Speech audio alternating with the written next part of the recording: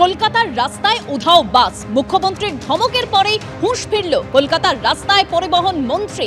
অর্থাৎ এই নজরদারি নিয়ে তীব্র ভর্ৎসনার পরেই কলকাতার রাস্তায় পরিবহন মন্ত্রী অফিস যাত্রীদের ভোগান্তির কথা তুলে পরিবহন মন্ত্রীকে তীব্র ভর্ৎসনা করেছিলেন মুখ্যমন্ত্রী মমতা বন্দ্যোপাধ্যায়। বিস্তারিত জানবো আমাদের প্রতিনিধি অরিত্রিক ভট্টাচার্য আমাদের সঙ্গে সরাসরি রয়েছেন। অরিত্রিক, দেখো 2 জানুয়ারি ঘটনা, নবান্নের মিটিংয়েই কিন্তু এই অফিস যাত্রীরা বাস স্ট্যান্ডে কেন এতক্ষণ দাঁড়িয়ে থাকতে হচ্ছে এই প্রশ্ন তুলেছিলেন এবং একেবারে ভর্ৎসনা করা হয়েছিল পরিবহন মন্ত্রী, পরিবহন সচিবকে। এবং তারপরই আজকে দেখা গেল যে বিভিন্ন জায়গায়, বিশেষ করে এই যে অফিস পাড়া সেক্টর 5-এর বিভিন্ন অংশে মন্ত্রী, পরিবহন সচিব তারা প্রত্যেকে বেরিয়েছেন। এখনও তারা নিজেদের মধ্যে আলোচনা করছেন যে কি ঘটনা ঘটলো, কেন সরেজমিনে তারা দেখতে চাইছেন যে ঠিক কী পরিস্থিতি আজকে রয়েছে। এবং যারা এখানে বাস স্ট্যান্ডে রয়েছেন তাদের দু একজনের কাছে যাবো। দিদি, একটু কথা বলতে চাইবো যে সেক্টর 5-এ বাস পেতে কতটা সমস্যা হয়, পরিবহন মন্ত্রী নিজে দেখতে এসছেন, আপনাদের অভিজ্ঞতা যদি এক লাইনে বলেন। শাটল অ্যাভেল করি, সরকারি বাস পান না সরকারি অ্যাভেলই করি না, উবেরের শাটল অ্যাভেল করি। সরকারি বাস কি পাওয়া যায়? খুবই কম, আমার রুটে তো নেই,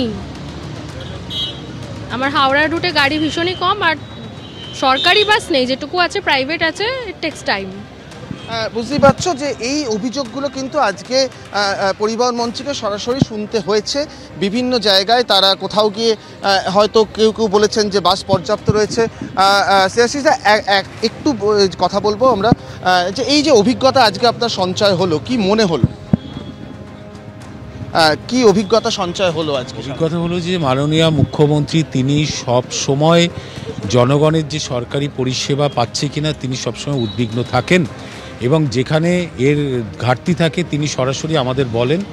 এবং তিনি এমনই মানবিক মুখ্যমন্ত্রী যে তিনি এয়ারপোর্টে যেতে যেতে এয়ারপোর্ট থেকে ফেরার পথে তিনি রাস্তায় দেখছেন বাস স্ট্যান্ডে কিছু মানুষ দাঁড়িয়ে আছে বাসের জন্য, সঙ্গে সঙ্গে কিন্তু আমাদের নির্দেশ দেন যে ওটা তোমাদের দেখতে হবে, কারণ মানুষ বাস পাচ্ছে কিনা।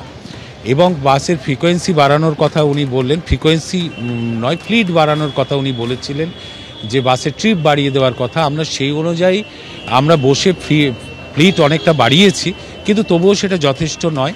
এবং ওনার নির্দেশ অনুযায়ী আমরা বিভিন্ন জায়গায় আজকে ঘুরছি, যে সমস্ত জায়গা থেকে প্রচুর মানুষ যাতায়াত করে, যে সমস্ত জায়গা থেকে বিশেষ করে আমাদের আইটি সেক্টর থেকে প্রচুর ছেলেমেয়েরা কাজ করে, তারা ফিরতে চায়।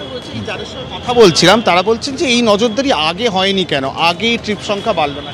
না, বিষয়টা হচ্ছে যে আমাদের যে কর্পোরেশন আছে, WBTC কর্পোরেশন, একটা ট্রান্সপোর্ট কর্পোরেশন বা south Bengal state transport corporation, north Bengal আছে, ওখানে যারা সরকারি আধিকারিক আছে তারা কিন্তু এগুলো দেখেন না তা নয়, কিন্তু যে পরিমাণ সরকারি বাস থাকা উচিত সেটা কোথাও কোথাও অভাব দেখা দেয়।